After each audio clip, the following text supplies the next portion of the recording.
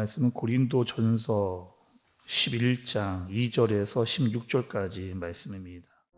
너희가 모든 일에 나를 기억하고 또 내가 너희에게 전하여 준 대로 그 전통을 너희가 지킴으로 너희를 칭찬하노라. 그러나 나는 너희가 알기를 원하노니 각 남자의 머리는 그리스도요 여자의 머리는 남자요 그리스도의 머리는 하나님이시라.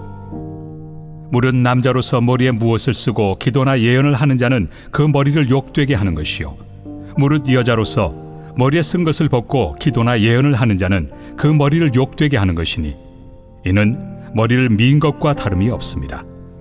만일 여자가 머리를 가리지 않거든 깎을 것이요 만일 깎거나 미는 것이 여자에게 부끄러움이 되거든 가릴지니라. 남자는 하나님의 형상과 영광이니 그 머리를 마땅히 가리지 않거니와 여자는 남자의 영광이니라. 남자가 여자에게서 난 것이 아니요 여자가 남자에게서 났으며 또 남자가 여자를 위하여 지음을 받지 아니하고 여자가 남자를 위하여 지음을 받은 것이니 그러므로 여자는 천사들로 말미암아 권세 아래에 있는 표를 그 머리 위에 둘지니라. 그러나 주 안에는 남자 없이 여자만 있지 않고 여자 없이 남자만 있지 아니하니라. 이는 여자가 남자에게서 난 것 같이 남자도 여자로 말미암아 났습니다. 그리고 모든 것은 하나님에게서 났느니라. 너희는 스스로 판단하라. 여자가 머리를 가리지 않고 하나님께 기도하는 것이 마땅하냐? 만일 남자에게 긴 머리가 있으면 자기에게 부끄러움이 되는 것을 본성이 너희에게 가르치지 아니하느냐? 만일 여자가 긴 머리가 있으면 자기에게 영광이 되나니 긴 머리는 가리는 것을 대신하여 주셨기 때문이니라. 논쟁하려는 생각을 가진 자가 있을지라도 우리에게나 하나님의 모든 교회는 이런 관례가 없느니라. 아멘. 우리가 여러분 고린도 전서를 보면서 고린도 교회는 여러 문제들을 말씀으로 살폈습니다. 어떤 문제들이 고린도 교회에 여러분 있었나요? 한번 다 이야기할 수는 없고 몇 가지 중요한 것들을 말씀을 좀 드려보면 고린도에 이런 문제가 있었잖아요. 분파의 문제, 파벌의 문제가 교회에 있었습니다. 또 성적인 타락이 교회 안으로 들어왔고 또 교회 안에 있는 문제를 세상 법정으로 가져가는 그런 문제도 고린도 교회에 있었습니다. 또 결혼과 독신의 문제에도 언급이 됐고 우상에게 바쳐진 재물을 먹어도 되는가 안 되는가에 대한 문제도 나왔습니다. 그러니까 여러 가지 문제들에 대한 답을 바울이 고린도 교회 성도들에게 알려주는 그런 말씀이 쫙 이렇게 지금 진행되고 있는 그런 과정입니다. 그리고 오늘 이제 고린도전서 11장부터 14장까지는 어떤 말씀이냐? 예배에 대한 그런 질문의 답을 이제 바울이 해주는 그런 내용입니다. 그리고 오늘 말씀을 보면 이런 말씀이 나와요. 여자들이 교회에서 예배를 드릴 때 머리에 수건을 써야 되느냐 말아야 되느냐, 머리에 수건을 써야 되느냐 말아야 되느냐 이런 문제가 언급이 됩니다. 이게 왜 문제가 됐을까요? 머리에 수건을 쓸 수도 있을 것 같고 안 쓸 수도 있을 것 같은데 이거 가지고 왜 교회 안에 문제가 되었는지, 수건을 써야 되는지 말아야 되는지, 그것도 예배 시간에 해야 되는지 말아야 되는지 이거에 대한 언급입니다. 결론적으로 말하면 바울은 이렇게 이야기했어요. 교회 안에서 남자들은 머리에 수건을 쓰지 말아라, 여자들은 머리에 수건을 써라, 이렇게 언급을 합니다. 이게 도대체 무슨 말인가? 그럼 이 시대랑 이것이 맞는 얘기인가? 이러한 접근이 우리에게 필요한 거죠. 오늘 말씀을 이해하기 위해서는 그 당시의 상황을 좀 이해해야 됩니다. 그 당시의 문화적인 상황을 이해를 해야 이게 무슨 뜻인지를 우리가 제대로 알 수 있게 되는 거죠. 고린도라고 하는 지역은 여러분 우리가 말씀 보면서 어떤 지역이라고 말씀을 드렸어요?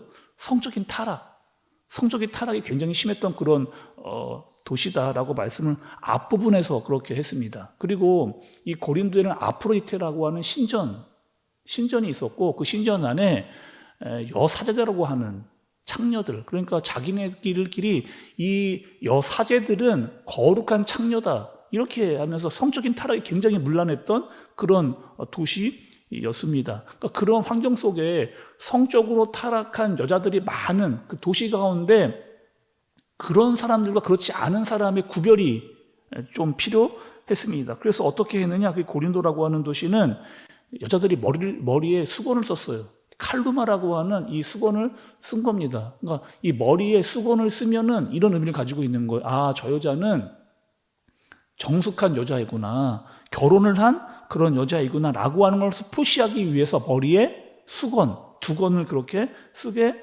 된 겁니다.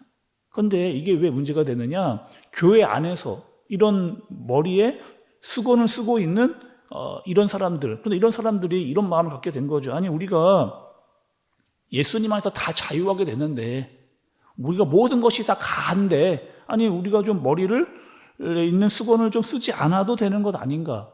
사회적인 관습을 굳이 우리가 다 따를 필요가 있는가? 이러면서 예배 시간에 머리를 쓰던 두건을 하나 둘씩 이제 벗어버리는 그런 일들이 일어나게 된 겁니다. 근데 문제는 여러분 이런 거죠. 교회 밖에 있는 사람들이 교회 안에 있는 사람들을 볼 때예요. 저 사람들은 머리에 수건들을 다 벗고 있는 여자들이, 그럼 굉장히 성적으로 타락한 사람들이 모여있는 그런 모임인가? 교회라는 곳이 여자들이 다 수건을 벗고 타락한 사람들의 모임인가? 이렇게 볼 수도 있게 되는 거죠. 아니, 교회가 어떻게 저럴 수가 있어? 저렇게 어떻게 무질서할 수가 있어? 어떻게 저렇게 부도덕한 태도로 예배를 드릴 수 있어? 라고 하는 오해를 불러일으킬 수도 있게 되는 거예요. 그러니까 바울이 어떻게 하는 거, 이렇게 이야기하는 겁니다.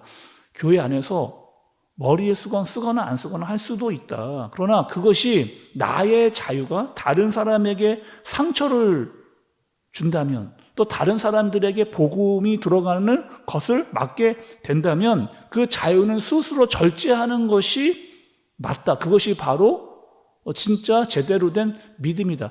그러니 앞에서 이야기했던 분위기와 똑같은 말씀을 바울이 지금 그들에게 알려주고 있는 거죠. 또 오늘 말씀 좀 한번 보겠습니다. 3절의 말씀을 좀 보세요. 3절의 말씀도 좀 보도록 하겠습니다. 3절의 말씀을 좀 보시면, 그러나 나는 너희가 알기를 원하노니 각 남자의 머리는 그리스도요 여자의 머리는 남자요 그리스도의 머리는 하나님이시라, 이렇게 말씀합니다. 지금 교회 안에 있는 남자와 여자에 대해서, 또 남편과 아내에 대해서 해주시는 그런 말씀이에요. 근데 여러분, 이 말씀을 자칫 잘못 보면 오해할 수도 있는 그런 말씀이에요. 여자들 입장에서 이럴 수 있잖아요. 아니, 지금 시대가 어떤 시대인데 남자를 머리라고 이야기하느냐? 아니, 지금 시대가 어떤 시대인데 남자가 머리다라고 이런 말씀을 합니까? 그런 차별이 어디 있어요? 그러면 남자는 머리면 도대체 여자는 뭐라는 겁니까? 라고 하는 의문을 할 수도 있는 그런 내용인 거죠. 근데 말씀을 잘 한번 여러분 생각을 해보세요. 몸이 없는데 머리만 있을 수가 없고, 머리만 있는데 몸만 있을 수가 없다. 이런 의미를 가지고 있는 겁니다. 물론 여러분, 사람에게 있어서 머리가 굉장히 중요한 역할을 하기는 하잖아요. 머리가 몸의 여러 부분을 살핍니다. 손의 문제가, 또 다리의 문제가, 어디 상처가 있는가 다 이렇게 살펴보고 관리할 수 있는 능력이 머리에게 있기는 있어요. 그런데 몸이 더 중요하거나 머리가 더 중요하다라고 그렇게 말하지는 않습니다. 다시 말하면 이런 거죠.